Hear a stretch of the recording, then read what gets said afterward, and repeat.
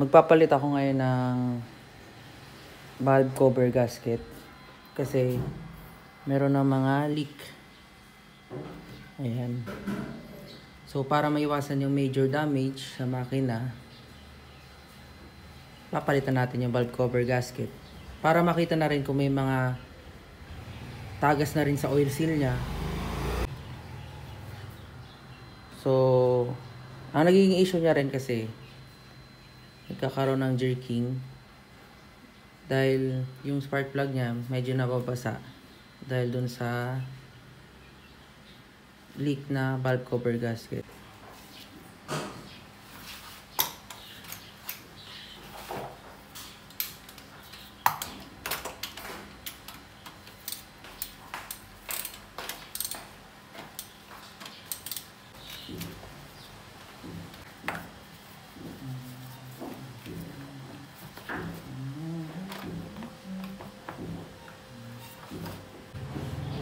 Ayan.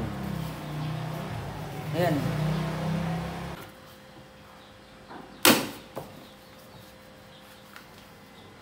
So bago yung air filter na ito. Ayun. Kakapalit ko lang noong 3 months ago. Madumi lang eh. Pero yan, bago yan.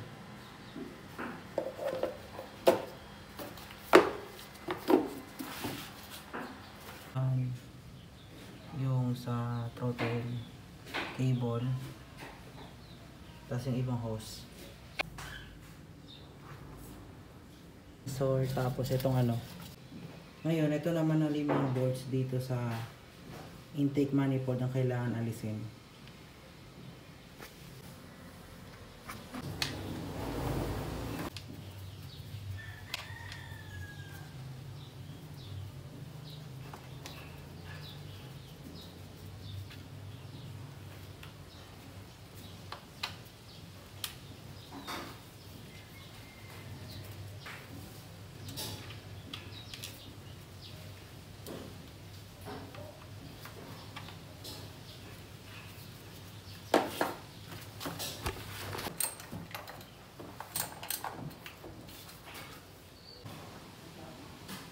Ito yung 5 bolt. Tapos nut. Meron pa palang isang bolt dito sa likod. Ayan na. Shake it off.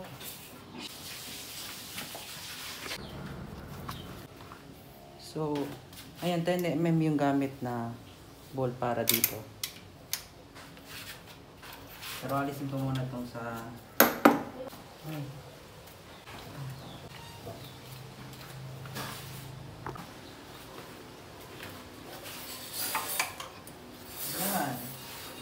Easy.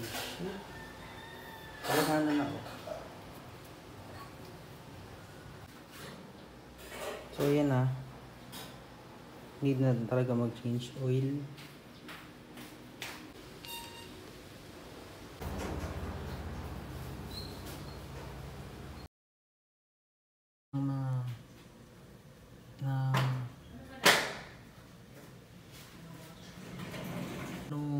Valve cover gasket, pinapasok yung mga spark plug, naapektuhan yung ignition coil, kaya lumabas yung ignition coil, hindi nagbibigay ng maayos na power.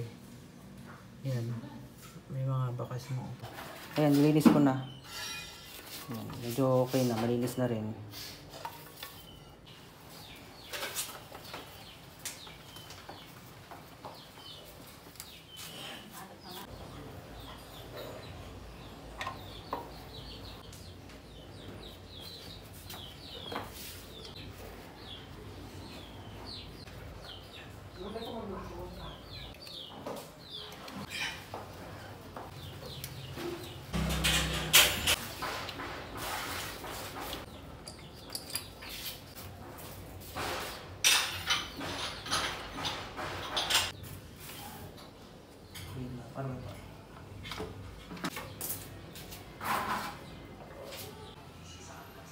May mga natira dito. So ito ngayon, gamit ko na tong City, tinest drive ko na siya. Wala naman naging problema, mas nag-improve yung hatak niya, nawala yung kadyot, yung tinatawag nilang jerking. So So, ayan, mag-adjust na ako ng minor kasi mababa. Nagalaw ko yung cable. Pero, so far, okay naman siya. Goods na.